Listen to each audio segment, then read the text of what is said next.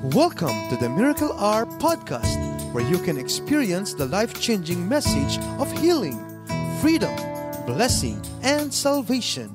As God's end-time prophet and apostle shares to you the heart of the Lord, here's our host, Apostle Renato D. Carillo. Kasamahan po natin ang lingkod ng Diyos sa Revelation na may mamagat na Living in Victory Through Obedience, the book of 1 Peter chapter 2, verse 21. And I read, "For to this you were called, because Christ also suffered for us, leaving as an example that you should follow His steps." Isa pong dakilang kalooban ng ating amang sumasalangit sa ating kanyang mga anak ay yung tayo po ay nabubuhay, lumalakad sa tagumpay. Kailangang itanim niyo po sa puso't isip niyo po ang truth na yan. Yan po yung kanyang perfect will. Sa araw-araw nating pamumuhay, saan naman tayo naroroon, ano naman po ang sitwasyong hinaharap natin, at ano naman po yung nangyari sa ating kapaligiran. God's perfect will for us is to live and walk in victory. That is 100% victory. At ito po ay sa atin sa pamamagitan po ng obedience. At ang Bible po ay punong-puno po ng truth na ito. In Genesis 12, 1-4, makikita po natin, dahil sa pagsunod po ni Abraham, ang buong mundo po ay nabless.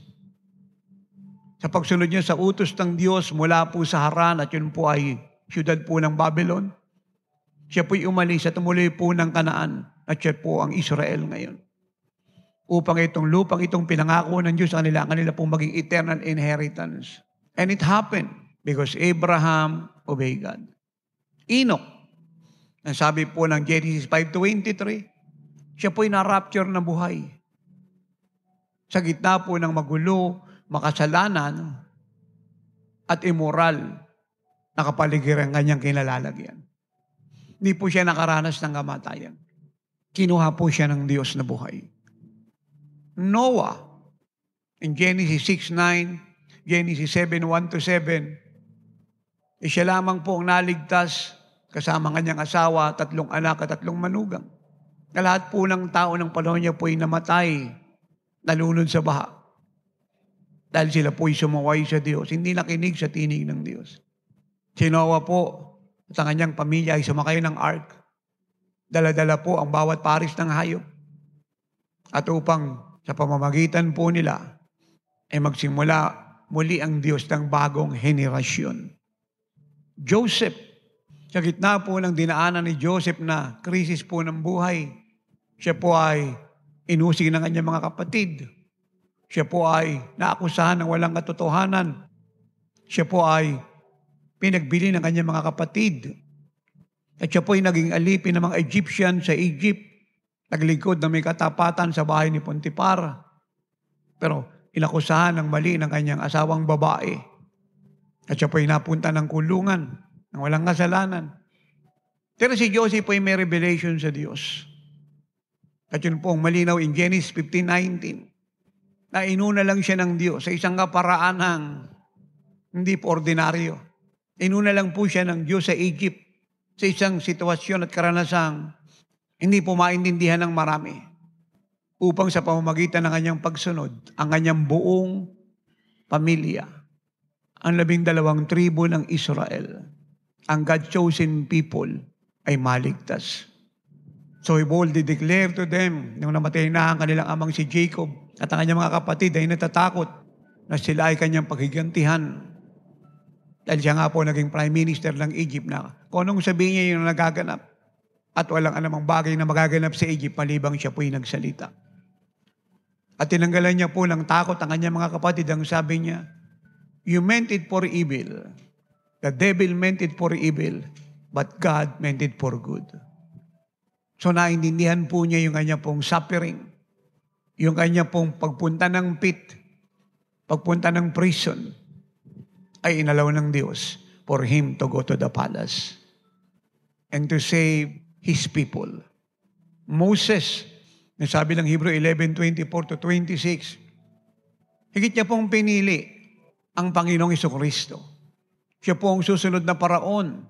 Sa Kanya pupunta ang trono upang maging pinakamayamang paraon, pinakamakapangyarihang paraon. Lahat po ng kapangyarihan, kayamanan, pinag-aralan, posisyon, pwesto ay na kay Moses. But the Bible said, because of the reproach of Christ, because of the sufferings of Christ, He want to become partakers of that suffering. Iniwan niya po lahat ito. Higit niya pong pinili ang kalooban ng Diyos para maging deliverer. At yun po ang nangyari. Again, Moses, nang mailabas niya na po ang mga Israelita sa Egypt, ay ginawa po ni Pharaoh ang kanyang pinakalas attempt to stop them, and that is to kill them all. Pinahabol niya po sila sa pamamagitan po ng kanyang mga sundalo sa kanilang mabilis na karwahe. At naipit po sila sa tapat po ng Red Sea. Sa kaliwa po ay matataas na bundok.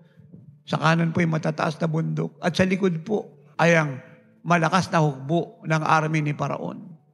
And Moses cried out to God for help. And God said to him, "Why are you crying in my presence? Itaas mo ang staff, ang rod. Divide the Red Sea." At si Moses po ay sumunod. And out of that obedience, then the greatest miracle that have never been recorded in the history of the world, that have never seen by the Egyptian, have never heard by the nations of the world concerning nature, ay pinerform ng Diyos.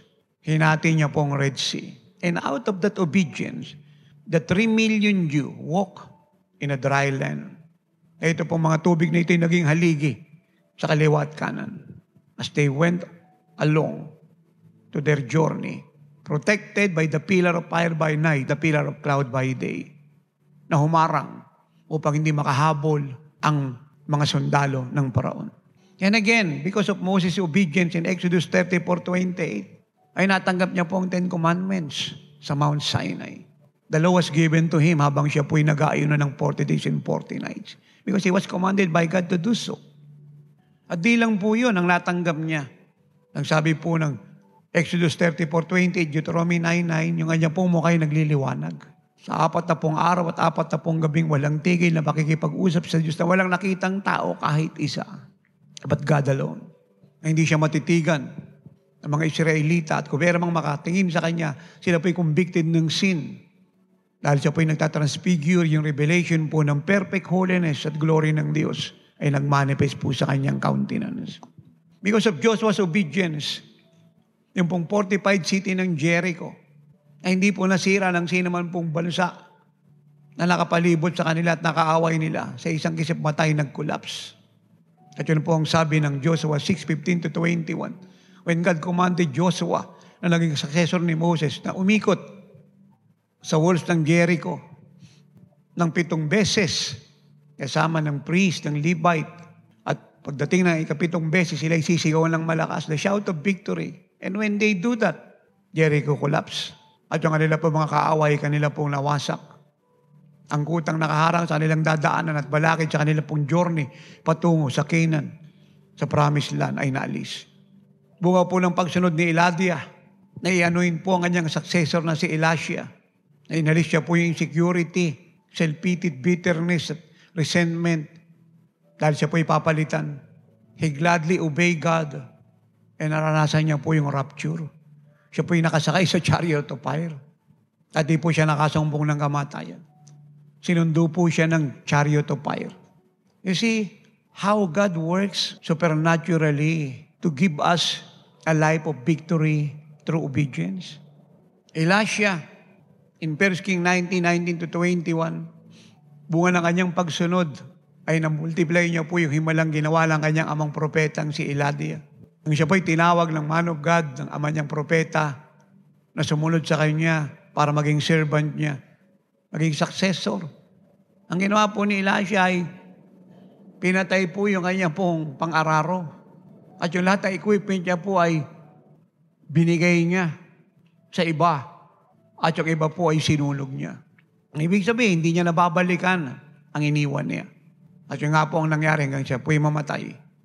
At na-enjoy niya po ang anointing ng kanyang amang nasalin sa kanya. At nahigitan niya pa ang ginawa ng kanyang amang propeta. Dahil yung kanyang ni-request ay in honor ng Diyos. Naaman. At dahil sa kanyang pagsunod, yung kanya pong sakit na ketong incurable, wala pong makapagpagaling.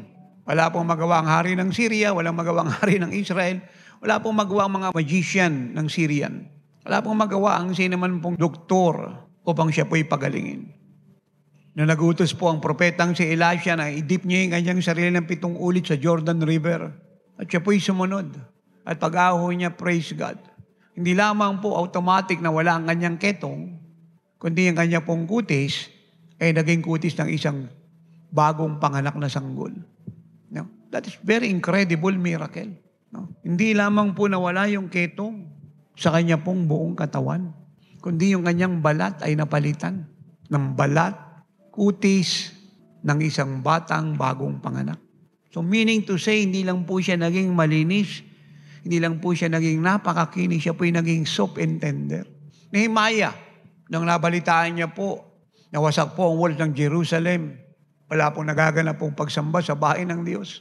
Ang mga Diyo po ay wala pong lugar na puntahan para i-celebrate ang kanilang faith at makasamba sa Diyos.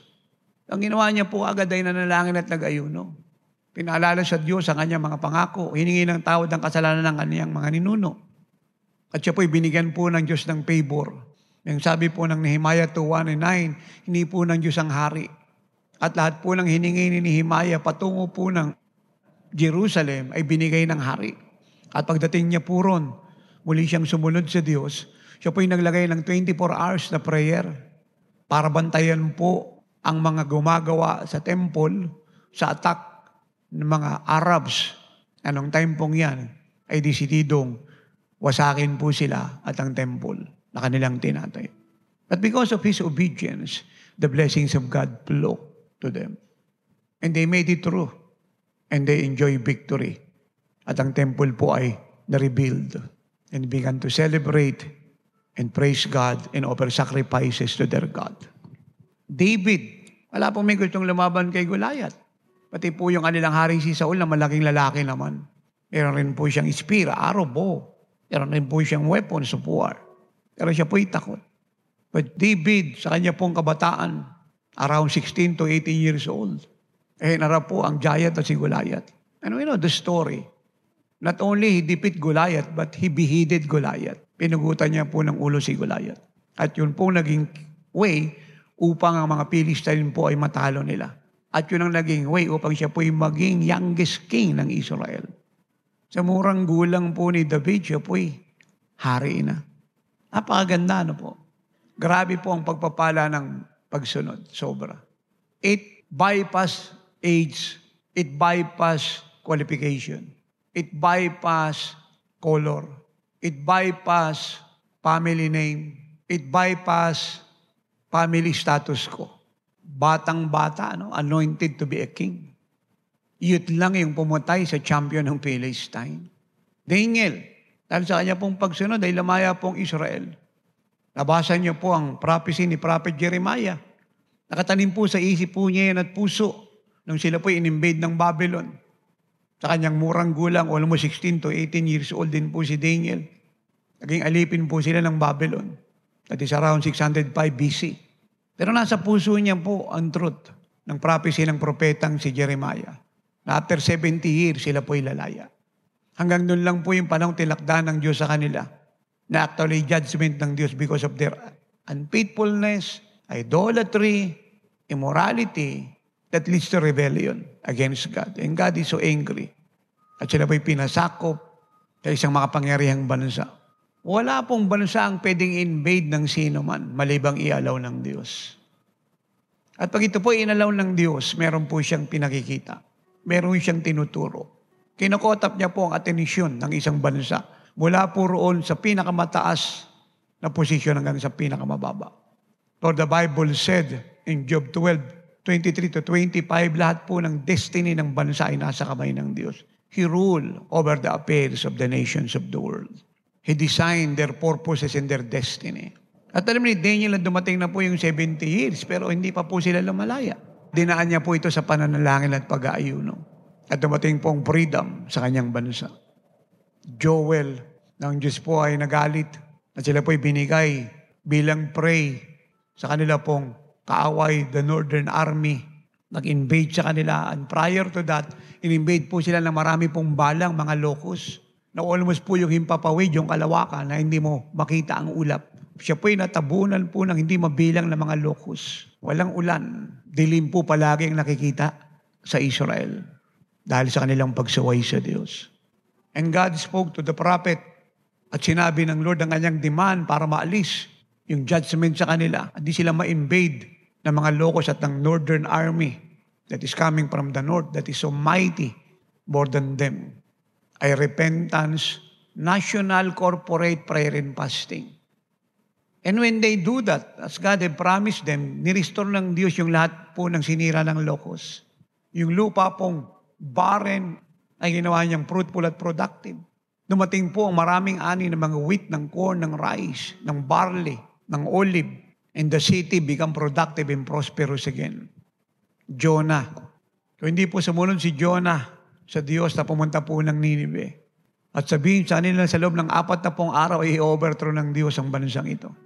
Na walang maiwang buhay kahit isa. He will burn the city totally. At bunga ng pagsunod ni Jonah, narinig po ng hari ang kanya pong paabot. At mula sa hari hanggang po sa hayop, lahat po ay nag-ayunot na nalangin at humingi ng tawad sa Diyos. And God have saved Nineveh.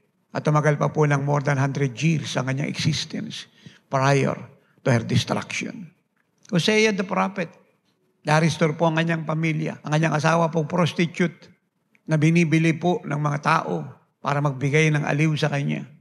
Kung sino man yung nakabili sa kanya, ay pinakuha ng Diyos sa prostitution house para maging asawa ng prophet. Hindi lamang po na-deliver ang babaeng ito sa kanya pong deep, adulterous, immorality through prostitution.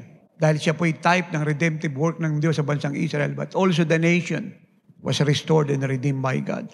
Dahil pinapaabot ng Diyos sa pamamagitan ng istoryang ito na kahit ganyan pong Israel, ang Diyos po ay hindi siya dinidivorce. Mahal siya ng Diyos. At kaya siyang linisin at banalin ng Diyos kung siya'y babalik sa Diyos. Ito nga po ang nangyari. Ezekiel the prophet, kung hindi po siya nag-prophesy in Ezekiel 37:1-10, ay yung dry bones sa valley of dry bones at yun po ang bansang Israel, ay hindi po ito mare-resurrect at mabubuo bilang isang bansa. Paul the Apostle, kung hindi po siya sumunod sa Lord, ay hindi po naabot ang mga hari. Hindi po naabot ang mga emperor. Hindi po nadala ang gospel sa buong mundo. Hindi po lumaya ang naging biktima po ng mga pyramid healer, ng mga tarot reading, ng mga astrologer, ng mga astronomer. Hindi po gumaling ang napakaraming taong iba't iba ang sakit karamdaman. Mula pagkabulag hanggang sa rayuma. Hindi po nawasak ang gawa ng Diablo. Even though alam ni Paul na siya po'y magsasuffer and will be martyred for Christ. Parang naging mahalaga po sa apostol ay hindi yung buhay niya kundi kaligtasan ng maraming tao.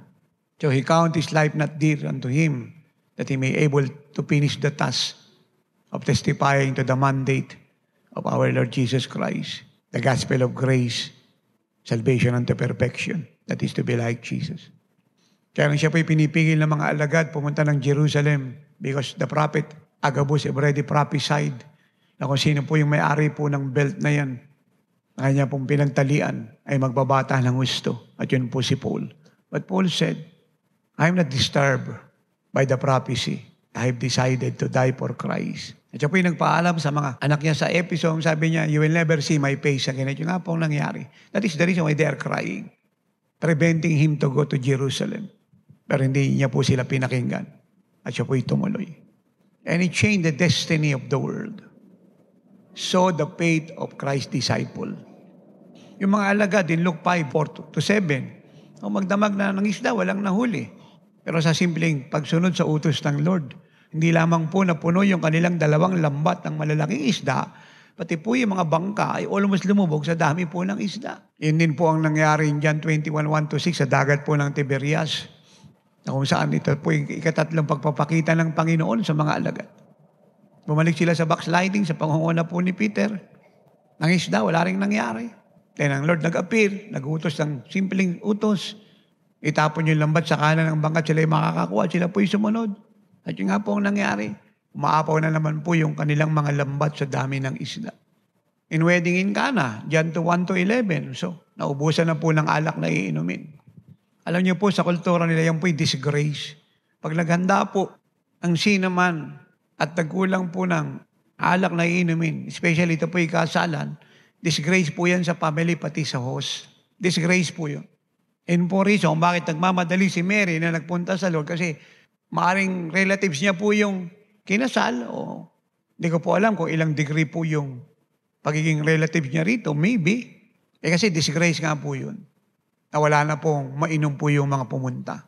Nakakahiya po yun. Pero nandiyan po ang Lord palagi para i-rescue yung mga nangangailangan. So inutusan niya po yung mga alipin na maglagay ng tubig doon sa jar, 6 na jar. Ito pong jar, ito po'y ginagamit para maghugas po ng paa ng mga lumabas ng bahay. Yung mga bumiyahe, nagtrabaho sa bukid, o saan pa po nagpunta. Yun po yung ginagamit, yung tubig sa jar. Pinapuno niya po yun. Yun din po yung ginagamit para painumin po yung mga camel. At ito po yung napuno ng, sabi niya, dalhin niyo yan doon sa naghanda ng kasalan, yung host nga ng wedding. At habang sila po'y lumalakad, yung pong tubig na yon ay naging purong-purong katas ng ubas. Isa sa pinakamasarap na alak. Kaya nga nagulat po yung uminom. Yung sabi nila, usually, pag may handaan, may kasalan, ang unang pinapainom, yung matamis at masarap na alak. At yung lesser, pinapainom pag huli na. Tapos na yung event. Pero rito, yung huli ang pinakamasarap na pinainom. Dahil sa simpleng pagsunod ng mga alipin, yung tubig, naging alak. Purong-purong katas ng ubas. Yung pong bata na meron 2 maliit na isda at 5 maliit na tinapay, yan 6:1-14, yung sumunod. Sabi na, ano meron kayo dyan? Di binigay niya po yung huling-huli niya pong hawak na pagkain kailangan niya. Actually, sa sarili niya lang, kulang pa yun. Pero kailangan niya talaga yun. Binigay sa Lord. At yun naman po yung ginamit para i-multiply po ito. At pakainin po yung 5,000. Pera pa yung babae at yung bata. At sumobra ng 12 kain. At yun na naman po uli ang nangyari. In Mark 8:1-9, panibago na naman pong maliliit na tinapay at maliliit na isda. 1,000 po kumain, nung binigay na naman to ng bata. 4,000, ilang kaingang sumobra? 7.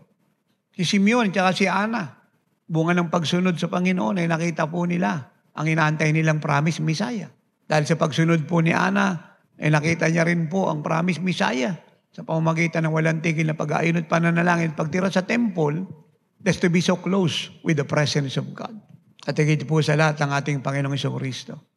Dahil sa kanyang pagsunod, ang buong mundo po ay naligtas. Ito na po tayo ngayon. From nowhere, here we are. From nothing, we become something. From nobody, we become somebody. From unknown, we become known. From death, we are translated into life. From darkness, translated into light. Enjoy na po natin ngayon yung remarkable, amazing grace ng Diyos na hanggang ngayon po hindi natin maintindihan at may paliwanag ng lubos kung gaano kadakil at kabuti ang Diyos. Kasi lahat po ng binanggit ko po sa inyo ay nagpapaabot. Na lahat po sila ay may dinaan ng digmaan ng buhay. Lahat. Iba't ibang klase, hindi ordinaryo. Pero sa gitna po ng yan, sila po ay nabuhay sa tagumpay. Kaya kung ibig po natin, mga minamahal, na mabuhay sa tagumpay, sa gitna, nangaharapin po nating digmaan ng pananampalataya. Naaapekto sa pamilya natin, sa barangay natin, sa bayan natin, sa lahat ng tao sa buong mundo. Isa lang po ang kailangan natin gawin. Yung ginawa nilang lahat sa ehemplo ng Panginoong Jesucristo. Obedience. That is the only way for us to live a life of victory. The only way for us to live a life that pleases God. The only way for us to live a life of triumph. To walk in total 100% victory. Isa lang po ang way. Obedience. At yun po yung binasa ko sa inyo. Christ suffered for us and live as an example to follow. And what is that example that we must follow? His obedience.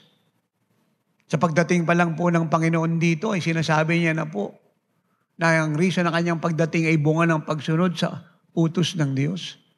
Amen. Hindi siya dumating sa mundong ito sa ganang kanya. Inutusan siya ng God the Father. At yung utos na yan, tinapatan niya ng pagsunod. Sabi niya sa John 6:38, I came to do the will of Him, that's God the Father, who sent me. Siya raw po'y dumating sa mundong ito para ganapin, sundin ang kalooban ng Ama na nagsugo sa Kanya. Sa simula pa po, dinideclare niya na yung utos ng Ama ay tinapatan niya ng pagsunod. At yun ang reason ba't siya nandito. Dahil nag-utos ang Ama, siya po'y sumunod. At ano po yung utos ng Ama? Iligtas buong mundo. Bayaran mo kasalanan ng isang katauhan. Tumawag ka ng mga alagad, turuan mo maging kagaya mo. Sumunod po siya sa Diyos. Sa gitna po ng suffering na dinanas niya, ang sabi ng Hebrew 5:8, ay hindi siya tumigil sumunod. He learned obedience by the things which He suffered. Yung pong suffering na dinanas niya, hindi naging daan upang siya po'y maging lukewarm. Yung suffering na dinanas niya, hindi naging daan upang siya po ay maging complacent, mag-compromise. Yung suffering na dinanas niya, hindi naging daan upang siya po ay mag-back out at mag-backslide, mag-murmur, mag-complain, maging bitter, naging unforgiving, at mabuhay sa self-pity, at i-deny ang Diyos. Yung lahat po ng suffering na dinanas niya, amen, sa sinapupunan pa lang po ni Maria sa conception ng Holy Spirit, nag-suffer na po ang Lord. Siya po'y persecuted na. Kahit saan na po siya, binibitbit nila Mary from Jerusalem to Egypt para takasan po ang lahat po ng order ng wicked na hari. Ayun po si Herod the Great. Hanggang siya po'y magkaisip. Hanggang siya po'y magkaedad ng 30, sinimula ng kanya pong public ministry. At sa loob po ng 33 years, at ang wakas po ng lahat ng ito ay yung cross patungo sa kanyang resurrection, ascension at descension sa panahon natin ngayon. Hindi po siya tumigil sumunod sa Diyos. Sa gitna ng suffering na dinanas niya. And out of Christ's obedience, iniiwanan niya po tayo ng ehemplong dapat tularan for us to live and walk in victory. Kaya po yung mga lalaki at babae, bata, matanda, mula sa fivefold pababa sa congregation na gustong mabuhay sa tagumpay, lumakad sa tagumpay, ay mabubuhay sa pagsunod. Ulitin ko po, lahat ng gustong mabuhay sa tagumpay, sa gitna ng pagsubok ng buhay, kasi alam niyo po, no, itanim niyo na sa puso at isip ninyo nung po ito sinasabi at hindi ito pwedeng magbago. Ito po ang tamang turo. Hindi kayo pwedeng mabuhay tayong lahat ng mga anak ng Diyos sa mundong ito nang wala tayong haharaping digmaan at pagsubok ng buhay. Whether you like it or not. This is the truth. It is more than a fact. It's a reality. Why? We have an unseen enemy. May kaaway tayo rito yung dyablo. Na kahit anong gawin mo, hindi siya titigil, magnakaw, magwasak at pumatay. Hindi siya magbabago ng ginagawa. Nature niya po yan. At hindi siya magbabawas ng kalikasan. Yan po yan. Kaya kahit na ayaw mo o gusto mo, wala kang option, kundi makaunawang may effect sa iyo ang gagawin ng diablo kahit ayaw mo o gusto mo. At hindi mo siya maaawat magtrabaho. So, para hindi siya magtagumpay sa buhay, laban sa iyo, pamilya mo, kinabukasan mo, at sa ating bayan at bansa, dahil siya po ay powerless, useless, sinungaling lang at yun lang ang power niya, then, kailangan nating mabuhay at lumakad sa pagsunod. Wala tayong option. Sa ayaw at sa gusto ng sino man, aatakihin ka ng dyablo. Manggugulo siya. Sa ayaw at sa gusto mo, pababa sa pamilya mo. Kasi nature niya yan. So, dahil hindi mo siya maawat, trabaho niya yan, kalikasan niya, especially alam niya, maiksi na yung panahon nag-aantay sa kanya sa mundong ito, bababa na ang Panginoon, at ang hatol niya ay nararanasan niya na matagal nang na-pronounce in Genesis 3:15 pa, ay nagmamadali po siya para magnakaw, magwasak at pumatay. At ang sino mang hindi mabubuhay sa pagsunod, now listen carefully, at hindi lalakad sa pagsunod, ay biktima ni Satanas. Sa ayaw mo't sa gusto. Hindi mo po pwedeng i-ignore ang truth na ito sino ka man. Dahil ang dyablo'y buhay, hindi mo nakikita. na nanggugulo sa mundo. Kaya marami siyang nagugulo kasi siya po'y nakakagalaw ng lihim na hindi alam ng marami. Pero tayo alam natin. We are not ignorant of the devil's devices. We are not ignorant of who the devil are, of his works, of his plot. Kaya iniwanan tayo ng Panginoon ng ehemplo na dapat tularan para sa gitna ng panggugulo ng diablong talo na naghahanap ng ipapahamak niya sa impyerno, ay manatili tayong tagumpay. Napakadaling intindihin ito. Amen. Kaya yung atin pong pasyang maging seryoso, responsible sa ating pananampalataya sa Diyos, faithful commitment sa Kanyang Lordship, na ipapakita sa pamamagitan ng pagsunod ay napakahalaga. Ano man ang ating pakiramdam. Ano man ang sitwasyon natin. The only source and the only way for everybody to walk and to live in victory in every trial and testing of faith, in any season, in any situation, in any place, in any location, in any nation, obedience. Christ leaves us an example to follow. Napakaliwanag po nun. Iniwanan niya tayo ng halimbawang dapat sundin. At ang sabi po ng Persian 5:3, alam nating lahat kung anong pag-ibig. Amen. Ano raw po ang pag-ibig? Ito po ang pag-ibig mula sa Persian 5:3. Kung sinusunod natin ang mga utos ng Diyos. Yun po ang pag-ibig sa Diyos. Yun ang pag-ibig natin sa ating kapwa. At yun po yung first and second commandment, Mark 12:30-31. Pag sinusunod natin ang mga utos ng Diyos. At yun din po yung pag-ibig natin sa ating mga sarili. Kasi wala sa ating gustong mabigo sa buhay. Wala sa ating gustong maghirap. Wala sa ating may gustong magkasakit, mabankrupt, mabiktima ng diablo. Walang may gusto sa atin nun. At walang may gusto sa ating mapunta sa impyerno. Amen? Wala. Kaya binigyan niya po tayo ng kapahayagan, ng powerful tool or weapon para magtagumpay. Ano po yun? Obedience. At ang sabi po niya, now we know what love is if we keep His commands. Yun po yung meaning ng obedience. We keep God's command. Yun po ang meaning ng obedience. Sinusunod natin mga utos ng Diyos. Hindi po tayo pumipili ng susundin. Pag merong hindi sumusunod, isa lang ang reason nun. Ayaw niya. Pero yung utos ng Diyos, magaan.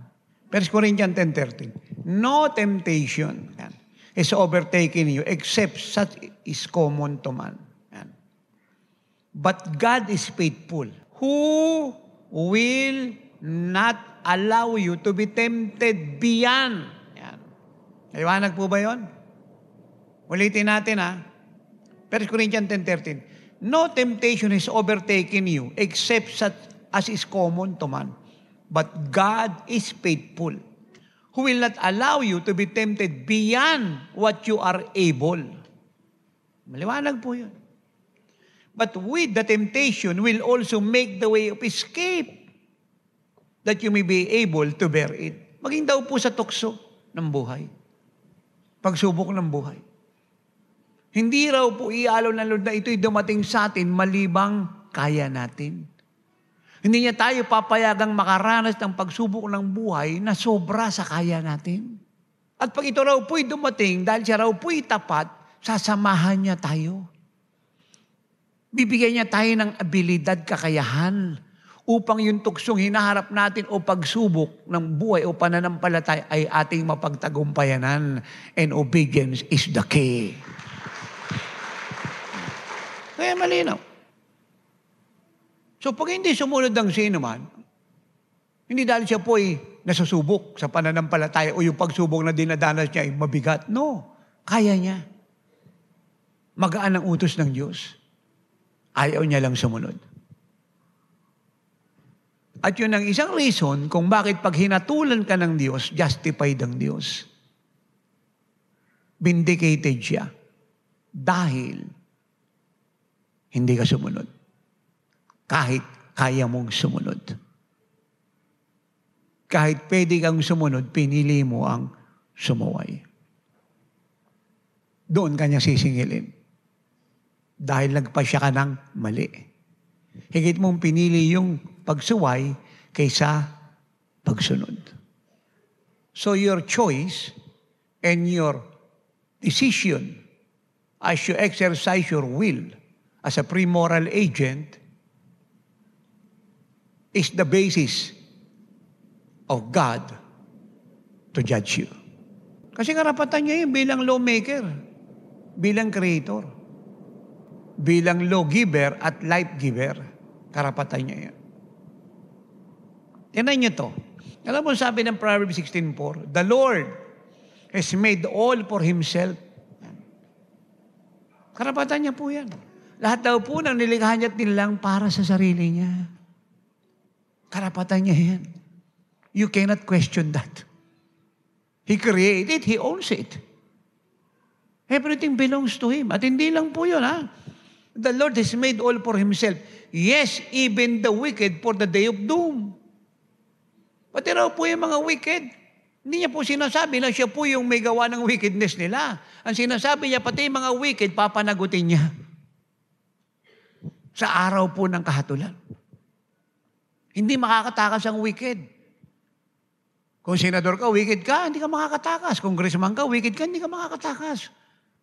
Kurado ka sa Korte Suprema, wicked ka, hindi ka makakatakas. Mayor ka, vice governor, vice mayor, barangay captain, barangay tanod, SK leader, o member ka ng barangay konseho o council, wicked ka, hindi ka makakatakas. Mahirap mayaman pulubi, kilala o hindi. Boksingero, artista, nanalo na talo. Kristo kasabungan, pero wala kang Kristo sa puso para tabigil ka kakasabong, hindi ka makakatakas. May-ari ka ng eroplano, barko, ng mall.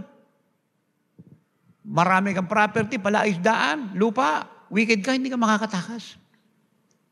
Lahat ng nilikat nila ng Diyos, ni-reserve niya sa sarili niya para sa Kanya. Pati yung kapalaran ng wicked. Napakayaman po ng Word of God. Kaya yung mga bishop at pastor at mananampalatayano, hindi nagbabasa ng Bible, puro libro.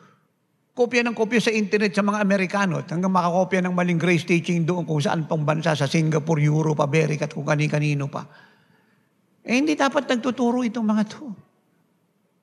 Utos ng Bible bulay-bulay yung salita niya araw at gabi. Hindi mo binubulay-bulay tapos magtuturo ka. Ano yung pakakain mo sa congregation mo? Ngayon, unang dapat matutuhan ang mga nagtuturo, mahalin ng Diyos at ang salita ng Diyos. Kung kinakailangang makalimutan mo, akbayan yung asawa mong babae, o asawa mong lalaki, Word of God, hindi mo pwedeng hindi yakapin yan. Kung mahal mo yung asawa mong babae, nahalikan mo. Kung hindi asawa mong lalaki, yung Bible ba, nahalikan mo. Kung hindi mo nahalikan, hindi mo mahal yung Bible. Naku, hindi mo mahal yung Diyos. Kasalanan bang halikan yung Bible? O kung mahal mo yung Diyos, mahal mo yung salita niya. Hirap naman yung rebulto, hinahalikan mo. Tuturo, hindi nagbabasa ng Bible.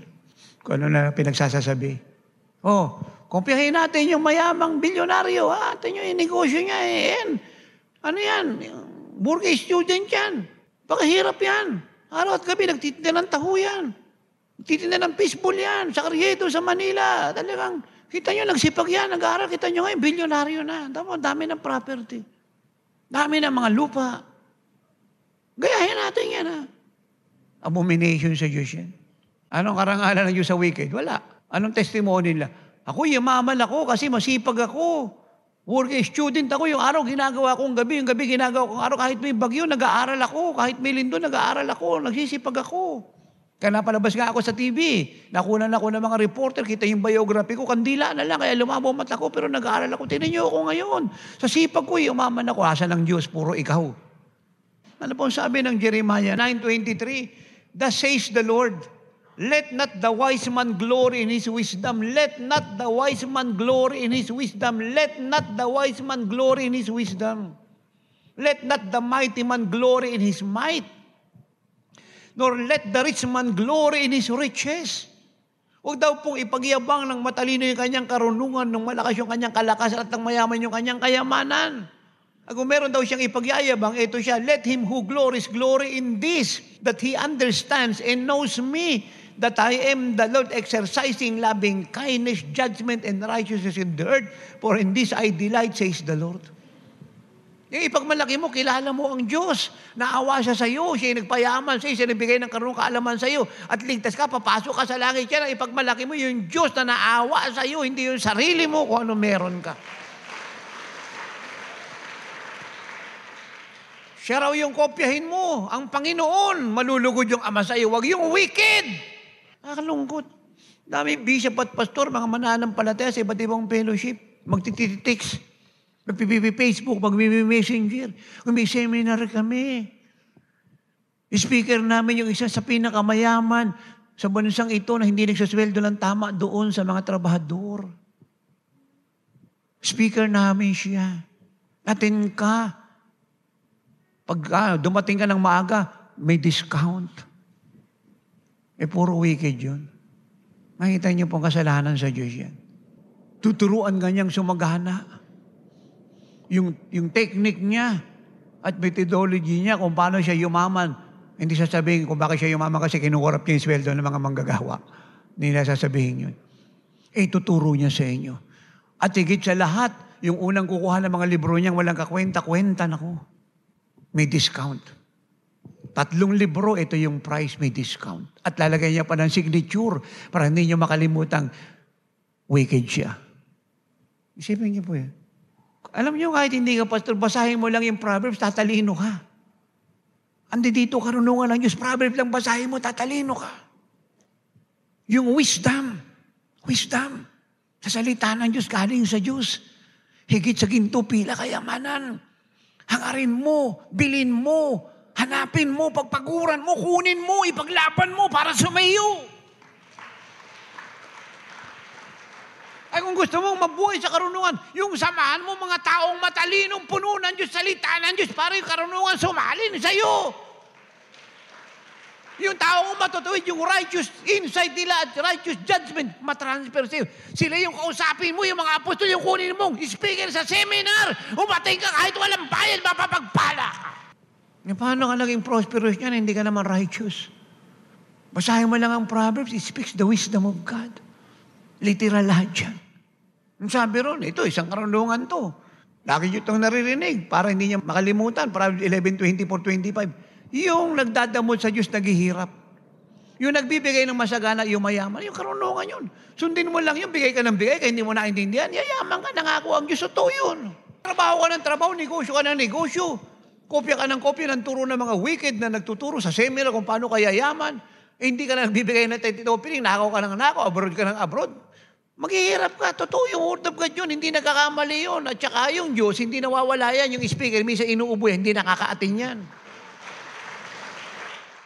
Haring David, sa murang gulang, sabi niya, mas matalino ako sa mga nagtuturo sa akin. Kasi araw at gabi nananalangin ako. Araw at gabi, salita niya, binubulay-bulay ko sa pagtulog ko, yung puso ko umaawit sa Diyos. At yung salita niya, binubulay-bulay ko sa gitna ng pagtulog ko. Ang salita pa rin ng Diyos yung nasa isip ko.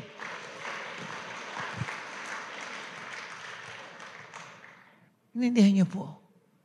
Nakopyahin natin yan, magaling na architect yan. Wala naman sa Lord yun. Ito, magaling to. Magaling tong artist, sketcher. Kopyahin natin yan. Pag nakakita kayo na mas magaling pa si Diyos, sabihin nyo sa akin, lilipat tayong lahat doon. Pero kung wala kayong makita, lipat kayo sa aming lahat. Nang ano, ipagyabang ko, anong meron ka, huwag mo ipagmalaki kung sino ka. Pag malaki mo ang Diyos, kilala mo na naawa siya sa'yo. Eh ngayon, kinakailangan.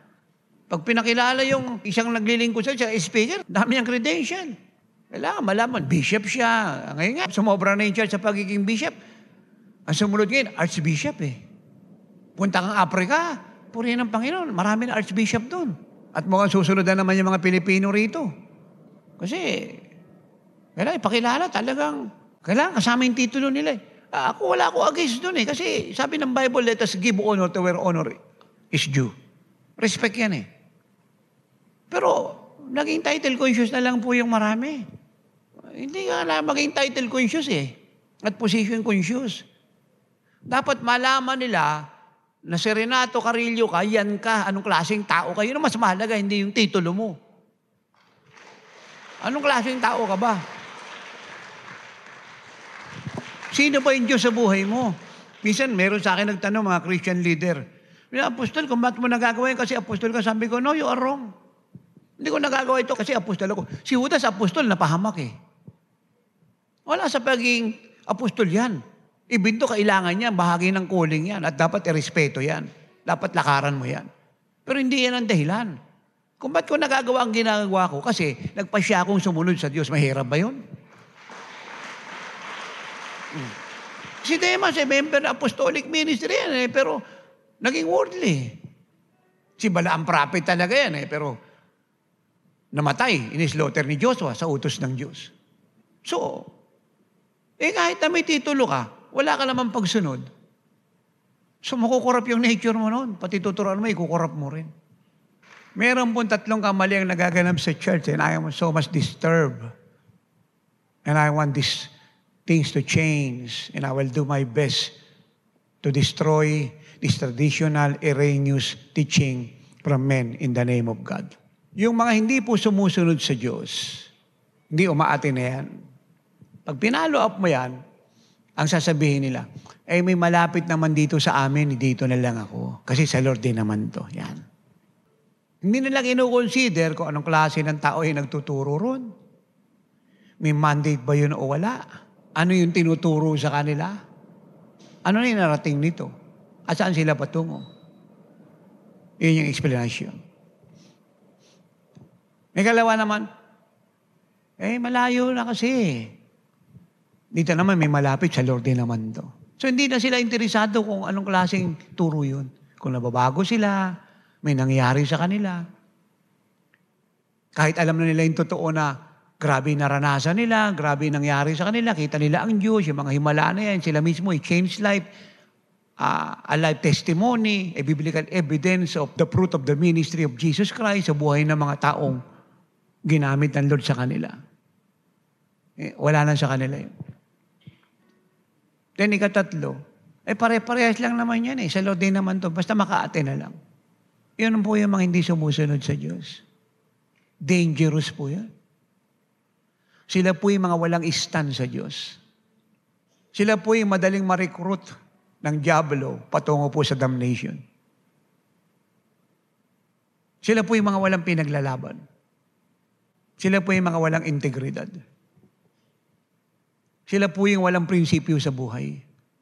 Sila po yung questionable ang moralidad, questionable po yung encounter sa Diyos, at questionable ang pagiging anak ng Diyos.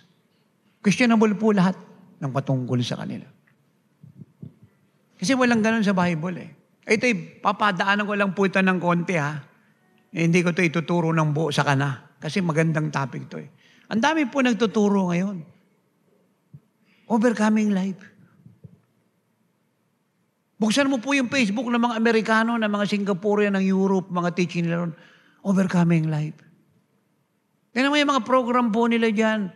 Sa Christian program sa Amerika, dito yung iba sa Pilipinas. Overcoming life. Tingnan mo yung mga libro. Overcoming life. So, nagtuturo po ang Bible nun Pero ito po ang simpleng tama.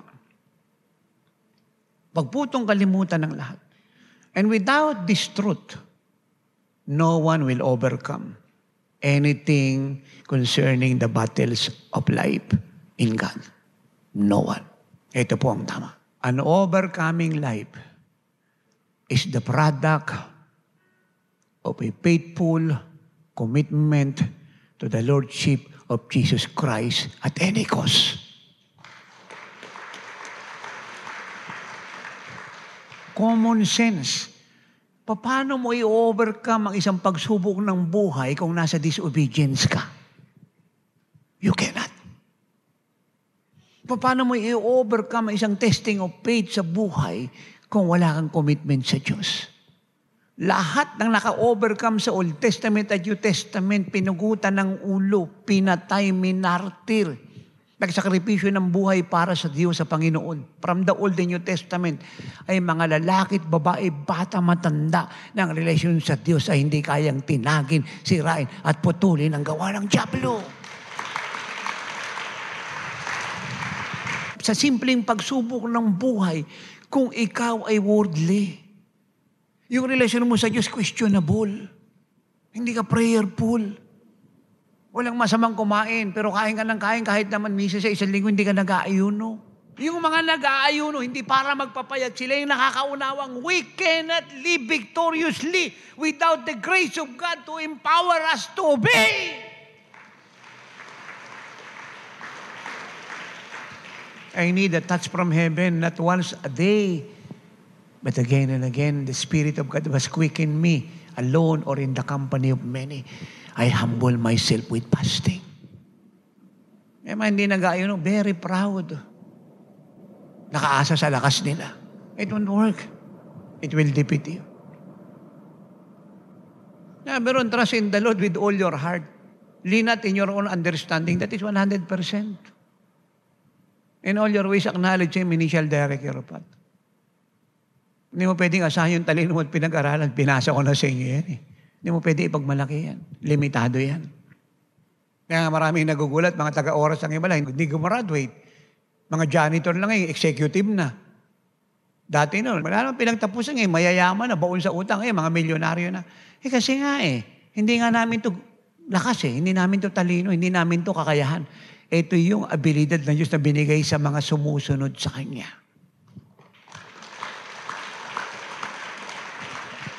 Simpleng halimbawa, isa nating anak na pastora, 3 araw lang hindi makapag-ayuno yan Ano yan Mamamatay na yan. Pag nag-aayuno ng 3 araw, talaga naghihingalo. Alam, para malalagutan ng hinga, 3 days lang yan, Minsan nag-a-attempt siya, talagang tinitigil niya. 3 days. Kasi, naghihingalo siya Hirap na siyang huminga. 3 araw lang yan. Kaya hindi niya ina-attempt na ituloy. 1 araw, inausap siya ng Lord. Sabi sa kanya, mag 40 days ka. Nagulat siya.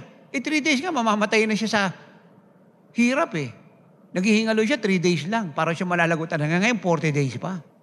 Kaya lang, alam niya ang Lord nagsalita Malinaw sa kanya. So, walang tanong-tanong sumunod siya, natapos niya. Tanong, paano niya natapos yun? 3 days nga lang, hindi niya magawa. Ngayon, 40 days nagawa niya. At hindi lang to isang 40 days, nakaka-6 na siya. Hindi parang siya straight. Nakaka-6 na 40 days na siya. Ang tanong, paano niya nagawa yun? Nung siya po'y nagpasyang sumunod, binigay siya ng Diyos ng sobrang kakayahan para magawa yung hindi niya kayang gawin at hindi niya magagawa kung iaasahan niya sarili niya. So I humble myself with fasting. Sinasabi ko, Father God, nakadepende ko sa iyo, Panginoon. Kinakalang mahayag yung buhay mo sa akin. Dahil ko ako lang. At kung ano, meron ako, walang mangyayari sa kanila. Idagdag pa na wala akong movement, wala akong coalition, purihin ng Panginoon. Hindi ako nakatapos ng koleyo. Pero pag ikaw ay nakita sa buhay ko at ako'y nalukob mo ng katauhan mo at ako'y nagliwalag sa anyong butuwagi ka at saan tayo pumunta, magkikreate tayo ng atmosphere ng langit. Dapat nabubuhay tayo sa pagsunod, ano man ang sitwasyon natin. At tayo'y nagsiseryoso sa ating pananampalataya. Pangit man ang sitwasyon, pangit man ang nangyari, kagaya ng binasa ko sa inyo, all of them live a life of obedience. So they walk in victory. We must not be tempted when things go wrong to live in our senses. Kasi pag doon na buhay sa pakiramdam mo, it will stop you from obeying God. You will make war in the flesh. And God cannot go with you, testify for you, and give you the victory. Like Paul and Silas. Di ba kinulong sila, sinaktan. Wala naman silang kasalanan. Kasalanan ba magligtas ng kaluluwa? Kasalanan ba magpalayas ng demonyo? Of course not. That because of identification with Christ, they paid the price. They suffer in jail.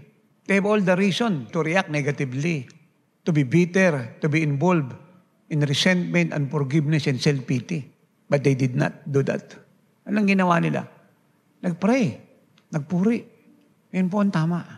Gaan naman kapangit ang nangyari. We suffer because of righteousness in Christ's sake. We must decide to do good. And good people always obey God. With or without feeling. So pagdating ni Jesus sa mundong ito, tinipay niya na. na siya'y dumating sa mundong ito in obedience to God. Then he goes on and said in John 10:17, 18, dahil dito inibig ako ng Ama, sapagkat ibinigay ko ang aking buhay. Walang sino man nag-alis dito sa akin, kung sa akong ibinigay.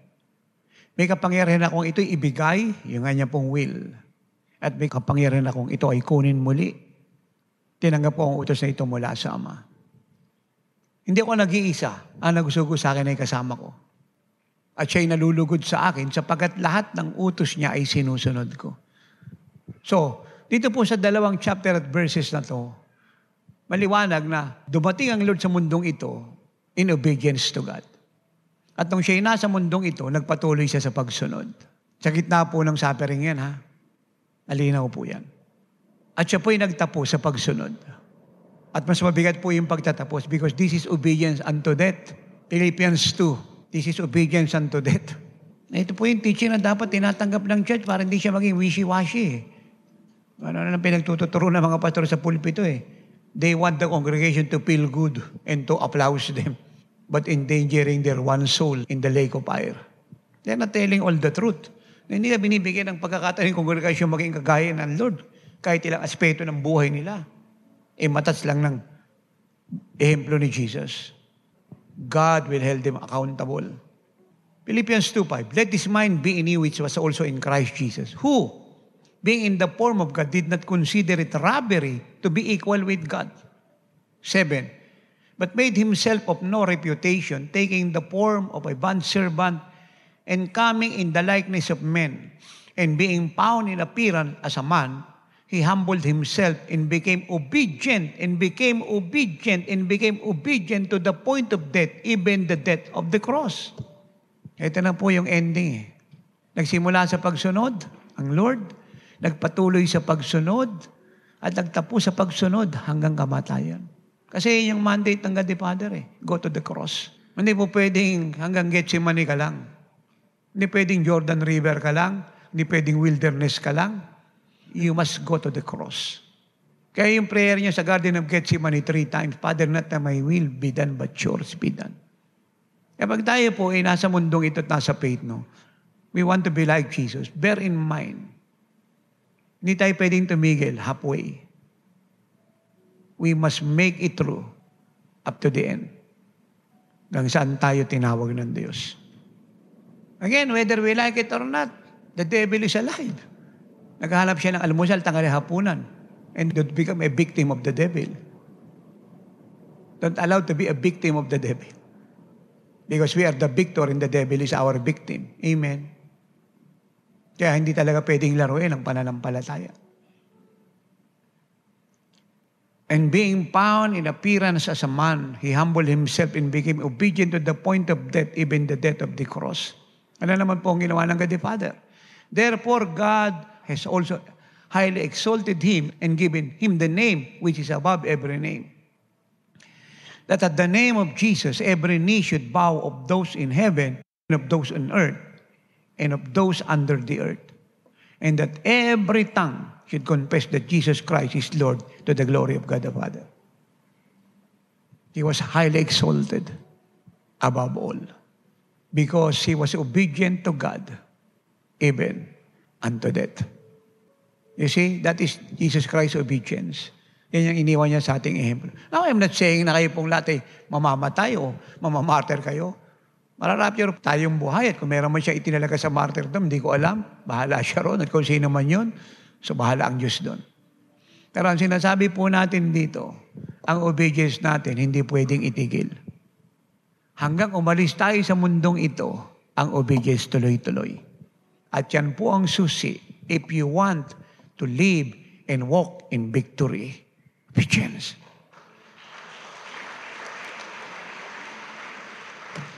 And I close. Matagal na po niligtas ng Diyos ang buong mundo. Matagal na. Hindi po ililigtas pa lang ng Diyos ang buong mundo, matagal niya nang iniligtas. God have already saved the world through Jesus Christ sa pamamagitan ng kanyang kamatayan sa krus ng Kalbaryo. Pagkabuhay na maguli, pagkalipas ng 3 araw, naligtas na po buong mundo. Matagal na. Ang kailangan po ng mundo ngayon, ay matanggap ang kaligtasan na yan. At ang tungkulin upang ito'y sumakanila ay nakaatang sa ating kamay. Kaya ihatid natin sa kanila ang tapos ng kaligtasang ginawa ni Kristo sa krus ng Kalbaryo sa lahat. That is one of the reason why we are preaching the gospel. We are praying and we are fasting. We are continually giving ng ating tithes, offerings. Time is running, Jesus is coming. And let me remind you, hindi nagaganda ang takbo ng mundo. Huwag tayong padaya sa diablo, wala na naman tayo narinig na maraming krisis okay na naman siya. Hindi na siya gaganda. Ang pinaka-importante sa mundo ngayon ay kaligtasan at trabaho natin yan. Kaya ang buong GCI Shield ay tinatawagan ko, pinapaalalanan. Maging seryoso po tayo, mag-devote ng ating buhay sa Diyos, sa pananalangin, pag-aayon sa banal, matuwid, malinis na pamumuhay. Maging devote po tayo sa pagbibigay, pagliligtas ng kaluluwa. Hindi na natin kailangan magbilang pa po ng kalendaryo ng mga susunod na mga taon. Nasa panahon na tayo ng pagbabanal, maaring bukas sa isang linggo, sa isang buwan. Lahat po ng sign na nandiyan na. What we need to do now is to do quickly, to live in the spirit of urgency because winning souls is an urgent task.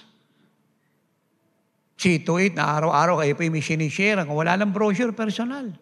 Hindi nagaganda takbo ng mundo. You have to live ready, rapture ready.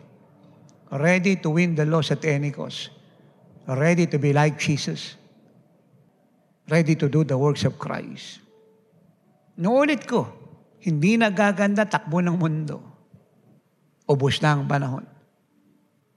Isang hakbang na lang, mababa na ang Lord. Wala kayong dadalhin dito. Iiwan niyo siya lahat. Ako kayo may makakapag-asawa. At tayo kasal muna kayo bago mag-rapture. Ang advice ko sa inyong lahat, magpakalalim kayo sa pananampalataya. Di sapat na nag-asawa kayo. Marami na pong lesson sa pag-aasawa. Be committed to God. Then and only then, you, as husband and wife, will enjoy your marriage as you serve the Lord. Huwag niyong isipin yung pera, abroad, kayamanan. Maging matalino po kayo. Isipin niyo kaligtasan ng kaluluwa niyo at kaligtasan ng tao. Iiwan niyo lahat yan.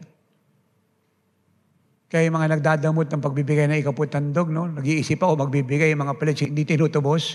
Ako yung nagpapaalala. Lagay ko nagtuturo ng may luha at seriousness. God will hold everybody liable and accountable. Papanagutin tayo ng Diyos. At ituturo ko po yung buong kabuuan yan. Why give to God? Because the Lord spoke to me. Naka-ready na po yan. Hindi dahil hindi nyo alam ang truth. Kundi pinapaunawa niyang He will hold you accountable and liable. Every child of God. Anumang fellowship yung kinalalagyan. He's warning His people. Lagi ko sinasabi yan. Pag namatay ang wicked na walang nagpaabot patungkol sa kasalanan niya at pagliligtas ni Kristo sa kanya, sisingilin tayo ng Diyos sa kaluluwa nila. Sinabi ko na ito noon, every year, sinasabi ko ito, ulitin ko ulit. Hindi kayo pwedeng mabuhay kagaya ng dati yung pamumuhay taon-taon, puro na lang ganon. We have to change for the good and for the better.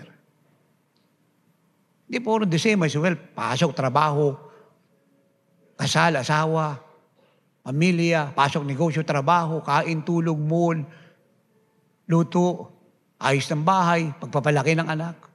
That is a very pagan life. You will be liable to God. You must be sincerely determined, seriously responsible to obey God. Niligtas na ng Diyos ang mundo, kailangan may magsabi. Tapos na po ang kaligtasan niya. 2,000 taon na nakakalipas mahigit. Yung John 3:16 na pulpil na. Biniyaran na ng Diyos ang kasalanan ng mundo. Jesus said on the cross, John 19:30, it is finished, tapos na.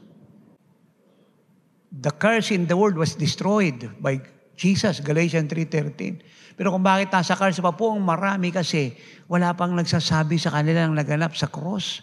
Wala pa sila kay Jesus. Si Satan may control pa. Inuulit ko, tapos na kaligtasan ng mundo, mahigit 2,000 taon nang nakakalipas, tapos na. Jesus paid it all. It's done. Ay kung bakit nasa krisis pa sila, nasa kamay ng diablo, nasa curse, kasi wala pa sila kay Kristo, wala pang nagsasabi sa kanila. Let us do it quickly. Hindi po pwedeng araw-araw si Noah marinig ang tinig. Pag dumating na 120 years, wala nang tinig, di Noah maririnig. The ark will move on. We are living in the season of the rapture of the church. Rapture muna bago Great Tribulation. Yan ang tama. Mali yung turong Great Tribulation muna bago rapture. Mali yun. Rapture muna bago Great Tribulation. Kaya lahat po tayo gumalaw.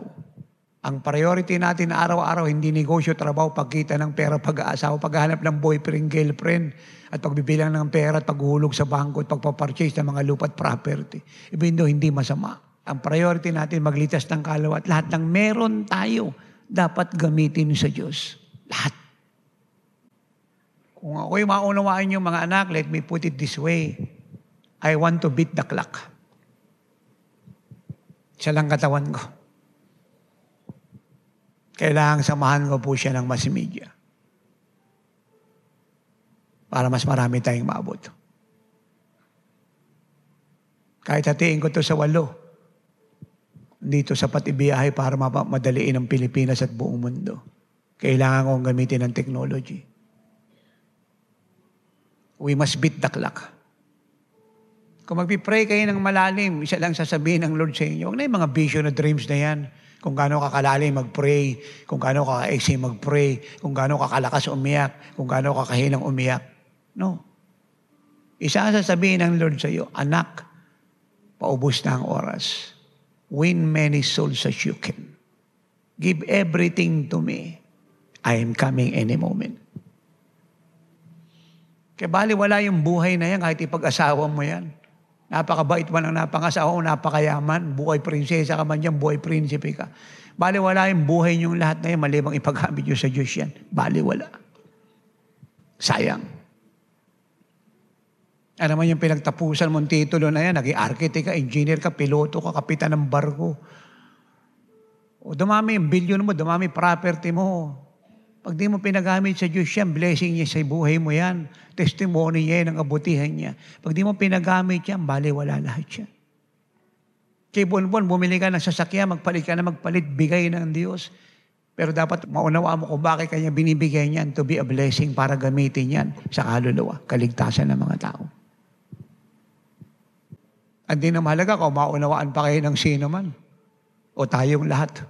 Ang importante rito ay alam nating bababa ang Lord.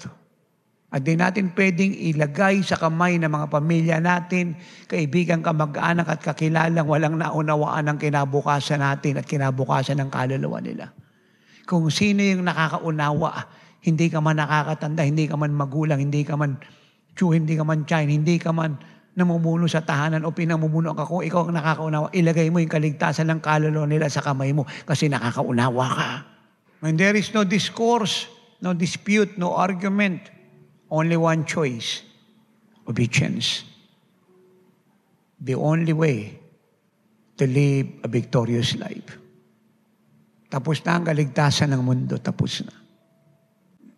Let us take seriously the word of the Lord today. Tapos na ang kaligtasan ng mundo, inaasahan niya tayong magsalita. Magsalita. Magsalita. Nilagay ka niya sa school para magsalita.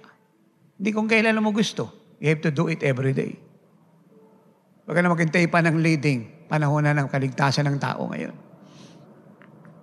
They must hear the gospel. Lagay ka niya sa place of work na yan. Tell them about Jesus. Tell them God loves them. Don't condemn them of their sin.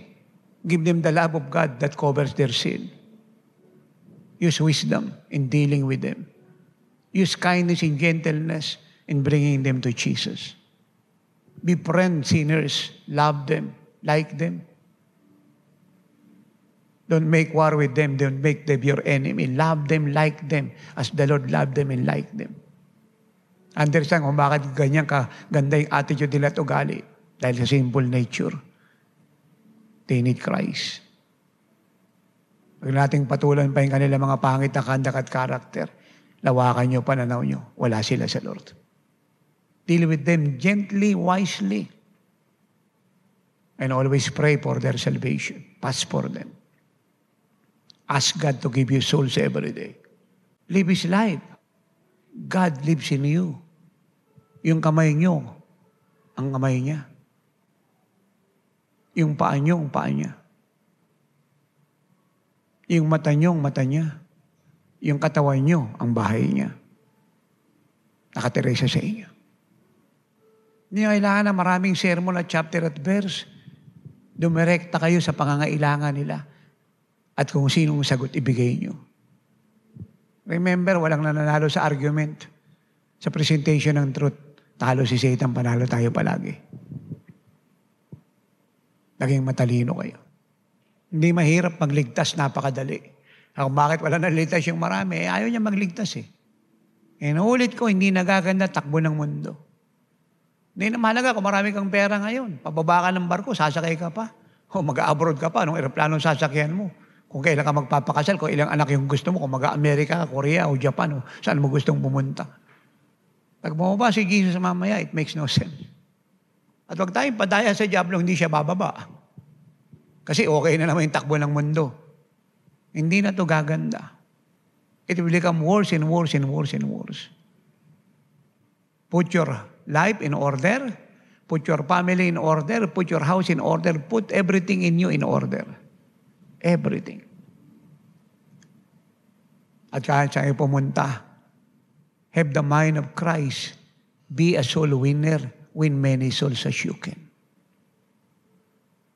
Yung sabi ng Luke 15, 1-7, may isang makasalanan lang na pumasok sa langit, natutuwa langit, isa lang. Kaya pilitin nyo sa bawat araw na dadaan, makapagdala ng kaluluwa sa Diyos. Mula sa isa, 2, 3. Magsimula tayo sa isa. At huwag yung sabihin sa amin ng Lord na mahirap. Pag magbibigay ka ng panahon, madaling magligtas. Be a good Samaritan. May panahon kahit busy. Nakita niya yung nangangailangan, nilooban ng mga magnanakaw. In Luke 10:25-37, nagbigay ng time. Puro trabaho, puro aral, puro ligaw, puro plano sa pag-aasawa at pagpapakasal. Magsama kayo, magplano, magbigay ng panahon na magligtas ng kaluluwa. Kung sino man kausap nyo, talk about Jesus coming. Kristiyano o hindi, let them know Jesus is coming.